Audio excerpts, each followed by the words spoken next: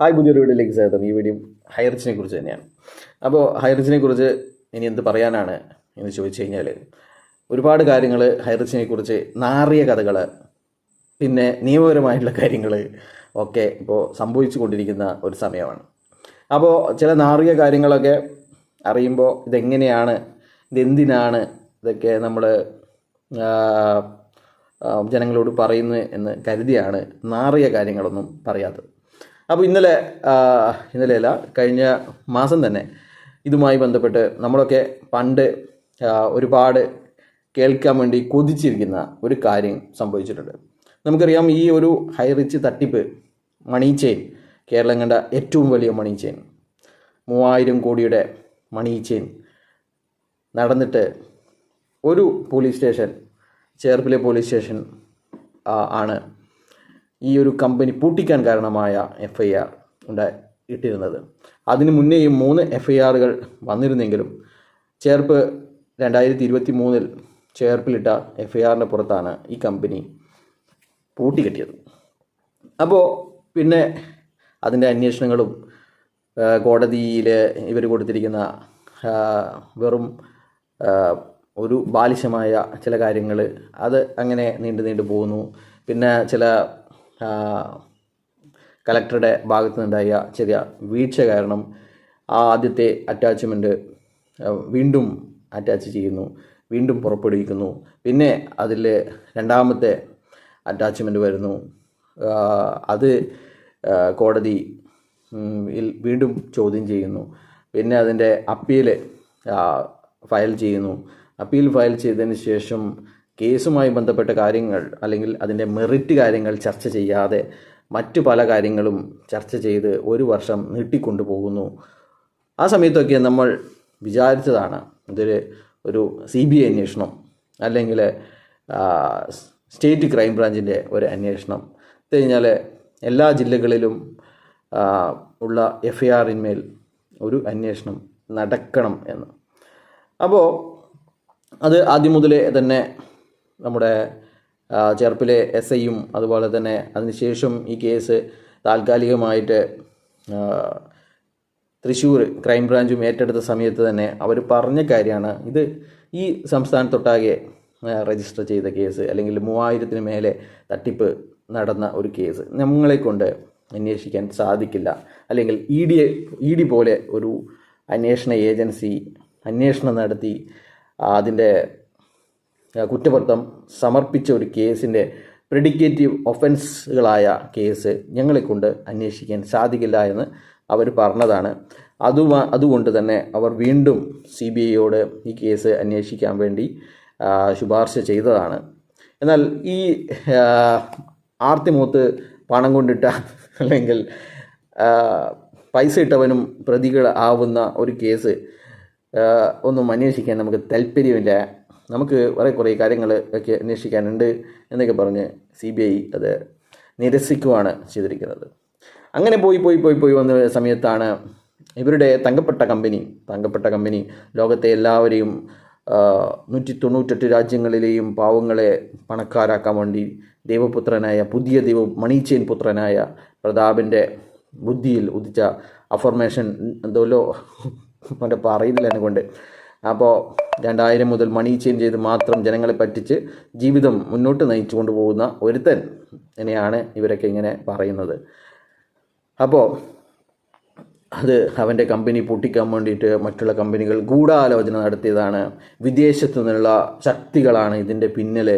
അത് നമ്മൾ അന്വേഷിക്കണം. ഇതിൻ്റെ ഗൂഢാലോചന, ഇത് എന്തോ ഗൂഢാലോചന നടത്തിയിട്ടാണ് ചേർപ്പിലെ SI ഇത് FIR ഇട്ടതെന്നും, അത് നമ്മളെ കമ്പനി പൊട്ടിച്ചതിൻ്റെ പിന്നിൽ വലിയ ഗൂഢാലോചന, താലിബാൻ്റെ ഗൂഢാലോചന, അല്ലെങ്കിൽ ട്രംപ് ഇടപെട്ടിട്ടുണ്ട് എന്നൊക്കെ പറഞ്ഞ് ഇവർ ഒരു കേസ് കൊടുക്കുകയും അത് നമ്മുടെ റിട്ടയർ ആവാൻ ദിവസങ്ങൾ മാത്രമുള്ള ഒരു ജഡ്ജിൻ്റെ ബെഞ്ചിലേക്ക് കൊണ്ടുവരികയും അവിടെ നിന്ന് ഇത് പോലീസിനോട് ഇത് കാര്യങ്ങളെ അന്വേഷിച്ചിട്ട് നടപടിയെടുക്കണം എന്ന് പറയുകയും ഉണ്ടായി. അതാണ് വലിയ ഇവരെ കൊട്ടിഘോഷിക്കുന്ന അനുകൂല വിധി, ഇവരുടെ കമ്പനിയുടെ ഗൂഢാലോചന അന്വേഷിക്കാൻ തീരുമാനമായിട്ടുണ്ട്. ഇനി ഇതിൻ്റെ പിന്നിൽ പ്രവർത്തിച്ച എല്ലാവന്മാരും കുടുങ്ങാൻ പോവുകയാണ്.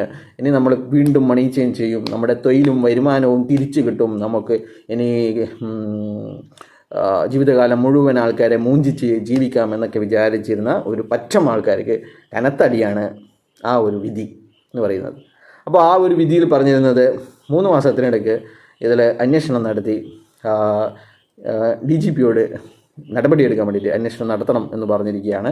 അപ്പോൾ ആ ഒരു തക്കത്തിൽ തന്നെ DGP എന്താക്കിയെന്ന് വെച്ച് കഴിഞ്ഞാൽ അതുവരെയുള്ള ഇവർ പറഞ്ഞിരുന്നത് 42 FIR മാത്രമേ ഉള്ളൂ, 42 FIR മാത്രമേ ഉള്ളൂ, നമുക്ക് 1,80,00,000 ആൾക്കാരുണ്ട് എന്നൊക്കെ പറഞ്ഞിട്ടുള്ള സംഭവമൊക്കെ അറിയാലോ. അപ്പോൾ 42 FIR എല്ലാം ഗൂഢാലോചനയാണെന്നും ബാക്കി 1,80,00,000 ആൾക്കാർ തങ്കപ്പെട്ട മണിച്ചീങ്കാരാണെന്നും പറഞ്ഞ് ഇവർ 42 FIRകൾ എല്ലാം തന്നെ സ്റ്റേറ്റ് ക്രൈം ബ്രാഞ്ച് അന്വേഷിക്കാൻ വേണ്ടിയിട്ട് കഴിഞ്ഞ മാസം നമ്മുടെ DGP ആയ റവാഡ ചന്ദ്രശേഖരൻ സാർ ഉത്തരവിട്ടിട്ടുണ്ട്. അതുകൊണ്ട് എല്ലാ പോലീസ് സ്റ്റേഷനിലും രജിസ്റ്റർ ചെയ്ത FIRഉം ഇതുവരെയുള്ള അന്വേഷണവും അവരുടെ രേഖകളും എല്ലാം ഫയലും എല്ലാം തന്നെ സ്റ്റേറ്റ് ക്രൈം ബ്രാഞ്ചിൻ്റെ അടുക്ക കൊണ്ടു കൊടുക്കാനും 1.5 മാസത്തിനിടയ്ക്ക് ഒരു പ്രാഥമിക അന്വേഷണം നടത്താനും ഒക്കെ പറഞ്ഞിട്ടുണ്ട്. അപ്പോൾ ഏതായാലും ഇത് നമ്മുടെ പാതിവില തട്ടിപ്പും മറ്റ് എല്ലാ ഇതുപോലെയുള്ള തട്ടിപ്പുകളും ഇതിൻ്റെ ചെറുതായ തട്ടിപ്പുകളെല്ലാം തന്നെ സ്റ്റേറ്റ് ക്രൈം ബ്രാഞ്ചാണ് അന്വേഷിച്ചിരിക്കുന്നത്.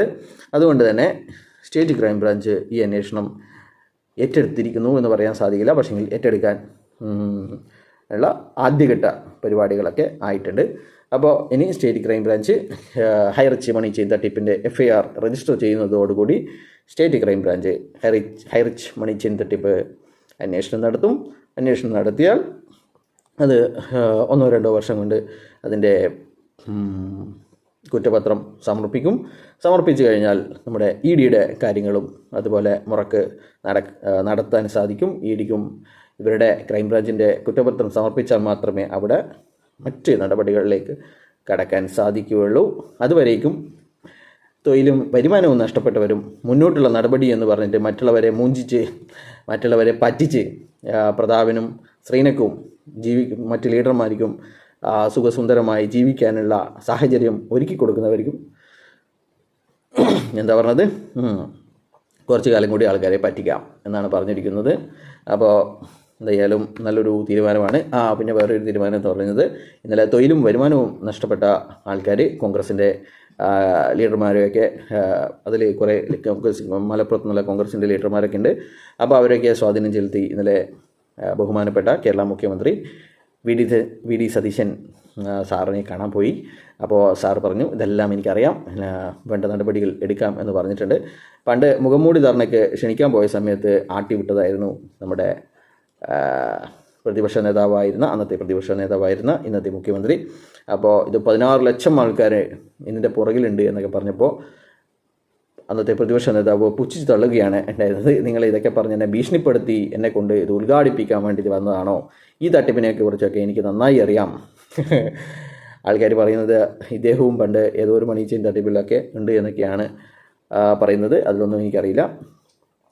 അപ്പോൾ അതൊക്കെ ശരിക്കും അറിയാമല്ലോ. നമുക്ക് മുൻപേ ഇതേപോലെയുള്ള ആരോപണം ഒക്കെ വന്നവർക്ക് ഇത്തരം തട്ടിപ്പുകളൊക്കെ ശരിക്കും മനസ്സിലാക്കാൻ സാധിക്കും. അപ്പോൾ ഇപ്പോൾ ഇങ്ങനെയൊക്കെയാണ് സംഭവിച്ചുകൊണ്ടിരിക്കുന്നത്. പിന്നെ ഒരു കഥയും കൂടി പറയാം. ഒരാൾക്ക് ഒരുപാട് കോഴികളുണ്ടായിരുന്നു. അപ്പോൾ ഒരു കോഴി എപ്പോഴും കൂട്ടിക്കയറാതെ പുറത്തിങ്ങനെ വിലസി നടക്കുകയായിരുന്നു. അപ്പോൾ അതിൻ്റെ ഉടമസ്ഥൻ എത്ര വിചാരിച്ചിട്ടും ആ കോഴി കൂട്ടിൽ കയറുന്നില്ല. അപ്പോൾ പിന്നെ അയാൾ വിചാരിച്ചു അത് മറ്റ് വീട്ടിലെ കോഴികളുമായിട്ട് മറ്റു വീട്ടിലെ കോഴികളുടെ ഒക്കെയാണ് ഇതിൻ്റെ നടത്തം, അതുപോലെ തന്നെ ആ വീട്ടിലൊക്കെയാണ് കിടത്തം, ആ വീട്ടിലെ കോഴിക്കൂട്ടിലൊക്കെയാണ് കിടത്തം. അപ്പോൾ ഉടമ വിചാരിച്ചു എന്നാൽ പിന്നെ ആ കോഴിയെ നമുക്കിനി വേണ്ട, ഇനിയിപ്പോൾ നമ്മൾ വന്നാലും ആ കോഴിയെ കൂട്ടി കയറ്റില്ല എന്ന് വിചാരിച്ചു. അങ്ങനെ ആ കോഴി ആ വീട്ടിൽ നിന്ന് പുറത്തായിരിക്കുകയാണ്. അപ്പോൾ എന്ത് ചെയ്യാനാ അല്ലേ? ആ കോഴി പറയുന്നത് എനിക്ക് സ്വാതന്ത്ര്യം വേണമെന്നാണ്. സ്വാതന്ത്ര്യം വേണം, എനിക്ക് തിന്നാനും കുടിക്കാനും ഒക്കെ ഒരുപാട് ഞാൻ ഈ പ്രകൃതിയിലുണ്ട്. പക്ഷേങ്കിൽ എനിക്ക് ഈ കൂട്ടിൽ തന്നെ കിടക്കുന്നത് എനിക്ക് ഇഷ്ടമല്ല. അതുകൊണ്ട് എനിക്ക് സ്വാതന്ത്ര്യം വേണമെന്നാണ് ആ കോഴിയുടെ ആവശ്യം. അപ്പോൾ അതിൻ്റെ ഉടമസ്ഥനും വിചാരിച്ചു, എന്നാൽ പിന്നെ പുകഞ്ഞ കൊള്ളി പുറത്ത് നിൽക്കട്ടെ, എന്നാൽ പിന്നെ അപ്പോൾ അങ്ങനെ ഒരു കഥ ഞാനിങ്ങനെ ആലോചിക്കുക. അപ്പോൾ ഈ കഥയുമായി യാതൊരു ബന്ധവും നിങ്ങൾക്കാർക്കും ഉണ്ടാവില്ല എന്ന് വിചാരിക്കുന്നു. അതിൻ്റെ ഇതൊക്കെ ഇങ്ങനെയൊക്കെ പറയാൻ പറ്റുമോ? അപ്പോൾ എന്ത് പറ്റി? ഇനിയിപ്പം എന്ത് പറയാനാണ്? ക്രൈംബ്രാഞ്ച് കേസ് അന്വേഷിക്കുന്നു.